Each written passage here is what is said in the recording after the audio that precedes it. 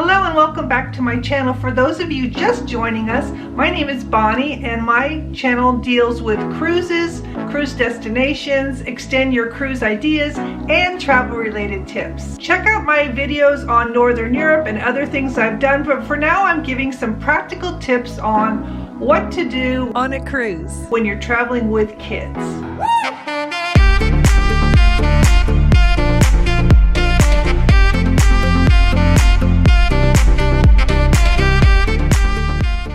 When you are traveling with children, you want to handpick your destination together. If you're taking a cruise, pick a location that would be fun for everyone. Say Royal Caribbean has Coco Cay with lots of slides, lots of fun. You want to think of fun and activities for the kids. So make sure you plan your activities ahead of time so they don't get bored. You don't want to have a bunch of moping kids in a room bored to death. You always have swimming, you always have mini golf, you always have water slides, you have that type of thing, but just make sure that you think ahead about what it is you want to do so that you can also, for number 3, have time as a couple to get away. Don't forget to plan a day for you and your husband or you and your wife, because that is super important. On the ship you can do things like there's dancing, there are games going on that are pretty fun, adult games, there's karaoke, there's all kinds of shows to watch without the kids. You can go to a comedy club. You can even do a mystery dinner. Those are always fun. So just make sure you take some time for yourself because you deserve it. There's some great kids clubs and some activities for the kids so that they can meet other kids. Make sure that you think ahead and prepare the kids. I mean, what kind of kid is it? Can they handle being away from you, or is it a family thing all the time? Then you can still work that out as well. But you just want to make sure that you do include the kids in your thoughts as far as what you're going to do. Don't just go on board and then see what happens. Really think about it. I mean, I remember going on a cruise with my husband and it was really odd to just leave the kids off at a place that you just don't know, but they gave us buzzers to carry around so that if there was a problem we could come back. I don't know how they're handling that nowadays. Maybe it's just by their apps. There's a lot of apps on board, so possibly they contact you that way. I mean, you can always check in and take them whenever you'd like, but it's just sometimes they have a lot of fun with the activities, and it gives you time to sneak away, have a good time, you know, just enjoy yourself as a couple, because that's important. When you go on board a cruise, make sure that you pack the things that the kids really want to have. Maybe they have favorite water toys, or possibly they have their goggles, that type of thing. Make sure you pack that. Bring plenty of sunscreen. All these things you can buy where you're going, but it's pretty expensive, so you might as well just pack the medicine cabinet with you just in case something happens, like an ear infection. I've had that happen, and that is no fun.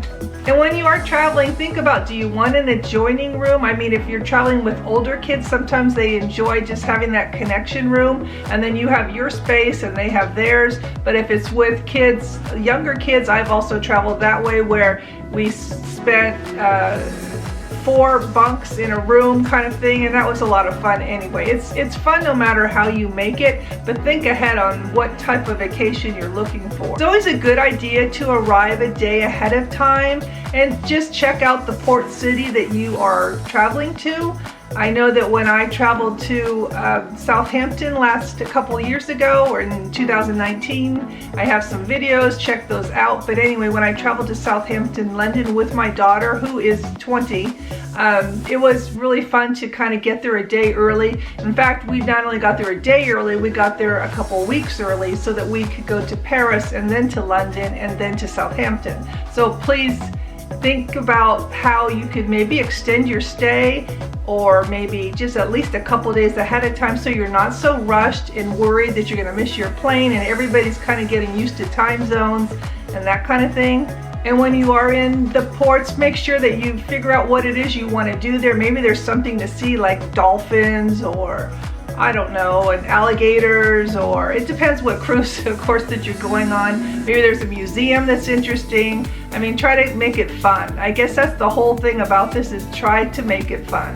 It also, when you arrive early like that, it lets you catch your breath and kind of get mentally ready for the next part of the journey, because you just never know. You know, with traveling with kids, you've got to take it slow. So just make it fun and enjoyable. There's possibly museums or some type of history. I know when I was in Southampton, they had a Titanic museum. That was pretty cool. So, I mean, there's just all kinds of things you can do, but you just have to, again, research a little bit ahead of time so that you don't find yourself wondering, what in the world am I going to do with these kids pinging off the walls? And also, maybe when you're, say you go to someplace like, I don't know, maybe Barcelona or something, check out the local cuisine. I mean, it's pretty fun to see what everybody eats, even in Florida, maybe what their favorite food is, or what do people like to do there. It's always fun to check those kinds of things out. Oh, I might want to add too that when you're in Orlando at Port Canaveral, you can also go to any of those theme parks because they're open right now, and that's also a lot of fun. I don't know if you want to put that in your whole day, maybe that's a little bit much, but you can go to Disney Springs and check that out. It's kind of like a downtown Disney with restaurants and things to do, and it's kind of Disney. You probably want to go over the protocols about what's going on. Do you have to be vaccinated? Do you have to wear masks? Hand sanitizer, COVID testing, all that fun stuff that we are dealing with right now. I mean, just, you know, keep that in mind. So also arriving a day early will help you get maybe tested if you haven't done that already, to make sure everything's good to go. Traveling with kids is a lot. I know that, I've done it many times, but just make them part of the vacation, and it's just really fun to do things together, and these are moments that you'll never forget, and time flies, and you will always enjoy this. So try to have the best time you can, and I buy some photos and just try to make the memories that they will always cherish, and so will you. So that's all my tips are for now about traveling with kids. It's really traveling with anybody this could apply to, so just try to relax and enjoy yourself. Don't forget to have a good time. That's my #1 advice to you. So until next time, and don't forget to subscribe for more content just like this. And if you're curious about how I traveled with my 20-year-old all around Europe in 2019, check out those videos right here. For now, I'll say goodbye. Thanks for watching.